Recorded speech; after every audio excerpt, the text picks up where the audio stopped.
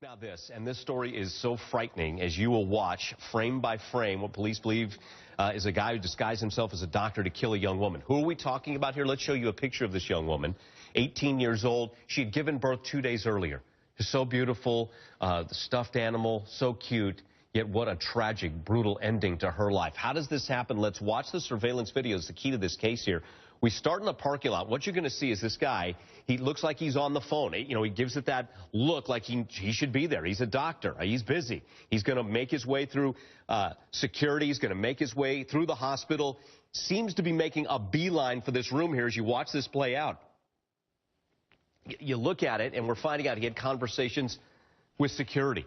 Were there badges needed, anything like that? Evidently, if there were, he passed inspection somehow, some way, and as he continues to walk through the halls of this hospital, ends up in the room of this 18-year-old. Police say he brutally killed her in a matter of moments. We've got one shot here as we're trying, and authorities are doing the same thing, trying to get that close-up freeze frame. As you see him walk off with a purpose, he walks off scot-free here.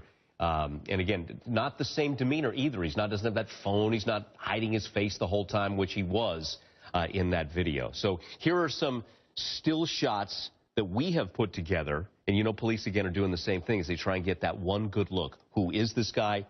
What did he do? What was the motive? Let's bring in Dr. Kevin Campbell. He's a psychologist, also author of the book, Losing Our Way in Healthcare, the Impact of Reform. First off, your gut reaction as you see this guy posing as a doctor walking the halls, and now we know what happened to this young woman. You know, first of all, this is just tragic that this happens in a safe place like a hospital, or supposedly safe place. You know, I think that in hospitals we're so busy and we're so caught up in what we're doing that things like this, you know, although they shouldn't happen, you know, obviously can happen because of lapses in security. Does security need to be beefed up in hospitals? You know, I think it's variable from hospital to hospital, but I really think that we must do a better job. You know, one of the most sacred places in all of the world is the exam room, the operating room, or the patient room in the hospital, because that's the doctor-patient relationship. That's a safe place. And I think that we've got to do a better job of checking badges, checking credentials, and policing our hospitals to keep our patients safe. Okay, give us the real-world example. You walk into a hospital, what badge or ID do you need so you can go where you need to go? So I'm with the University of North Carolina, and I have to have a University of North Carolina ID badge. It has my picture on it. It also opens doors to secured locations, such as the operating room, and gets you to secured floors. You know, I think that we need to do a better job of having folks come into the hospital and sign in and sign out. Also, I think we have to police ourselves. If there's a new physician or nurse that you don't recognize and you're a staff member, you might want to stop them and introduce yourself, ask them who they are, so that things like this just don't happen.